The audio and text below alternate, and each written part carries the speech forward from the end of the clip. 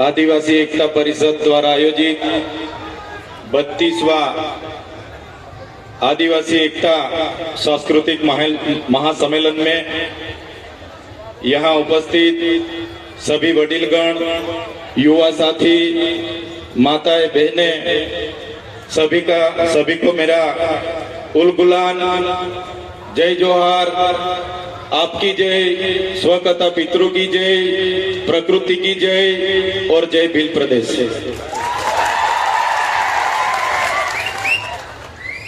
साथियों,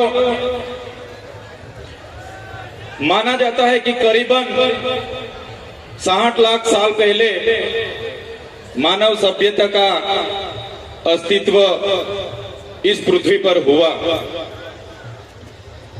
50,000 साल पहले मानव का शारीरिक और मानसिक तौर पे विकास हुआ। करीबन 10,000 वर्ष पहले इस पृथ्वी पर कृषि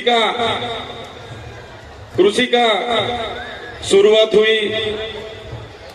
जब से कृषि की शुरुआत हुई तब से नई नई राजनीतिक गतिविधियां की भी शुरुआत हुई। आदिवासी समाज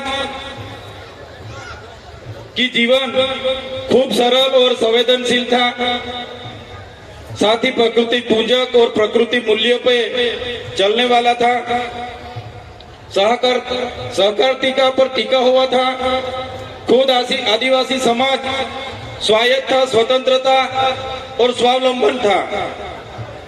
जैसे जैसे समय बढ़ता गया, जैसे बाहर के लोगों ने यहाँ आना शुरू कर दिया, जैसे बाहर से आर्य आए, शक आए, होण आए, और यहाँ जो आदिवासी बसा हुआ था, मूल मालिक था, यहाँ की संपत्ति पर कब्जा जमाने के हेतु उन्होंने यहाँ जो सरदार थे, हमारे छोटे मोटे कस्बे कबीला के सरदार थे, राजा थे, रजवाड़े थे, उन आदिवासी राजाओं के साथ संघर्ष हुआ। संघर्ष में कई सारे हमारे कस्बा कबीले के सरदार, कई सारे राजा उस संघर्ष के दौरान हार गए। कहीं न कहीं बाहर के लोगों ने यहाँ पे आधिपत्य जमाया। बाद में धीरे धीरे चलते हुए हम देखेंगे तो उन लोगों के साथ ही साथ विदेशी, फ्रेंच आए, पोर्टुगीज आए, स्पेनिश आए, अंग्रेजों आए, मुगल आए, कई सारे लोगों ने इस देश पे आकर यहाँ की संपत्ति को, यहाँ की खनिज संपदा पर अपना अपना कब्जा जमाया। ऐसे ही चलता रहा। जो आदिवासी अपने प्रकृति पूजा, स्वावलंबन, स्वतंत्र, स्वायत्त, खुद की कमी, खूब कम चीजों पर अपना जीवन जी रहा था, उस आदिवासी को कहीं न कहीं इस संघर्ष में उतरना पड़ा और कहीं न कहीं अपनी प्रकृति से, अपनी संस्कृति से, अपनी समाज से उसको बिछड़ना पड़ा। साथियों, हम सब जानते हैं कि जब यहाँ पे पूरे विश्व पे अंग्रेजों का शासन था, 50% अंग्रेजों का पूरे विश्व पे शासन था, तब मेवाड़ में राणा पूंजा भील, राजस्थान के हल्दी घाटी में हल्दी बाई, वैसे ही मध्य प्रदेश में छिदू, मध्य प्रदेश में टटिया भील, जैसे अनेक लोगों ने अंग्रेजों के खिलाफ बंड पोकारा था। जैसे महाराष्ट्र की बात करें, खाज्या नायक, उमिया नायक, यहाँ के जितने भी उस समय के क्रांतिवीर थे, अंग्रेजों के खिलाफ अपनी अपनी लड़ाई लड़ रहे थे। हमारे गुजरात की बात करें, कोटला मेहता, केसरी सिंह जैसे लोग वहां भी क्रांति कर रहे थे। ऐसे ही सभी लोगों ने क्रांति की, अपनी अपनी जगह पे जितना हो सके उतनी क्रांति की। जैसे कि मानगढ़ धाम की बात आती है, गुरु गोविंद जी की आगेवाई में वहां सम सभा मिली और 1913 में हत्याकांड हुआ। 1500 भी ज्यादा लोग कि यहाँ वहां शहीद हो गए। इतनी सारी देश की आजादी में हमारे लोगों का योगदान रहा। देश आजाद हुआ 1947 में। देश आजाद होने के बाद तब तो माना जाता था कि देश आजाद हो गया, लेकिन जो लोकतांत्रिक सरकारें इस देश पे शासन पे आई तो अंग्रेजों की जो भी कानून व्यवस्था थी वही कानून नीतियां चलती रही। तो साथियों, देश तो पूरा आजाद हो गया, लेकिन फिर भी आदिवासी समाज आज भी अब खुद गुलाम की महसूस कर रहा है।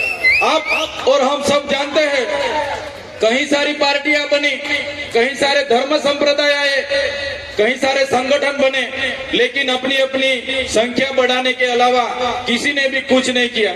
सबसे बदतर परिस्थिति इस देश में कोई किसी की होगी तो हमारे आदिवासी समाज, जो मूल निवासी समाज बोला जाता है, मूल मालिक समाज बोला जाता है, इस समाज की इस देश में हुई है।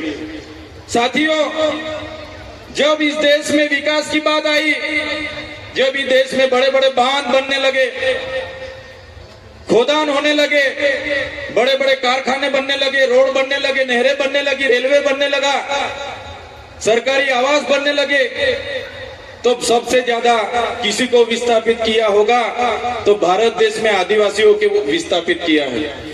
आज भारत देश का 1,40,00,000 लोग आज विस्थापित हुए हैं। खुद प्रकृति के साथ जीते थे, अपनी संस्कृति थी, अपनी समाज के साथ रहते थे, फिर भी आज 1,40,00,000 लोग अपने समाज से छिन्न भिन्न हो गए।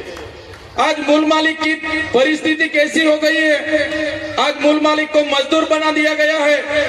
आज भारत देश की बात करें, 80% आदिवासी आज भी गरीबी रेखा के नीचे जी रहे हैं। 80% लोग आज भी गरीबी रेखा के नीचे जो जी रहे हैं वो आदिवासी है। साथियों, पूरे देश में आज खनिज संपदा की बात करी जाए तो सबसे ज्यादा खनिज संपदा जो आदिवासी एरिया में है, 80% खनिज संपदा अपने यहाँ होते हुए भी आज आदिवासी को मजदूर बना के इन सरकारों ने रखी है। तो साथियों, आदिवासी एकता परिषद यही सिखाता है कि आदिवासी कौन था, कहां से आदिवासी आए, क्या हुआ। तो आदिवासियों का इतिहास बहुत पुराना है। आदि अनादि काल से यहाँ रहने वाला हमारा आदिवासी, इतने सारे देश की आजादी स्वतंत्रता संग्राम में हमारा योगदान रहा, देश के विकास में हमारा योगदान रहा। जहां भी जरूरत पड़ी हमारे लोगों ने अपनी जमीन दे दी। आज आदिवासी 50% आदिवासी के पास अपनी खुद की जमीन नहीं है। आज देश में 8% आदिवासी बस रहा है, लेकिन आज देश में 1% भी जमीन आदिवासी के पास नहीं है। साथियों, ये मूल मालिक की हमारे देश में ये हालत इन सरकारों ने बनाई है। तो साथियों, यही बात हम करते हैं और आज भी यही बात इस मंच से करेंगे कि जिस तरह देश में हमारी परिस्थिति हो गई है, कितनी भी सरकारें आएगी, हम भी आएंगे, जीतेंगे, एमपी बनेंगे, एमएलए बनेंगे, मंत्री बनेंगे, जितनी भी पार्टियां आएंगी, जो गैर आदिवासी की पार्टी होगी वो रिमोट उनके पास रखेगी, हम मंत्री तंत्री या कुछ भी हो जाएंगे, लेकिन आदिवासी की बात रखने के लिए कोई हमारे सामने नहीं आने वाला। साथियों, हम मंच से हर बार कहते रहे और आज भी यही बात दोहराएंगे कि हम जिस इलाके से आते हैं वो आदिवासी इलाका है। हम अपनी आदिवासी एसटी सर्टी से अनामत रिजर्व बैठक से एमएलए बने हैं। तो जब भी हमारे समाज के लिए लड़ना होगा, जब भी हम हमारे समाज के लिए बोलेंगे, जब भी हम हमारा भील प्रदेश के लिए बोलेंगे और हमारी पार्टी जिस दिन हमें रोकेगी, इस दिन हमारी पार्टी के लिए हम पहले रिजाइन करेंगे। साथियों, आदिवासी का उत्थान, आदिवासी का उत्थान, आदिवासी का स्वायत्त राज होगा तभी आदिवासी का उत्थान होगा।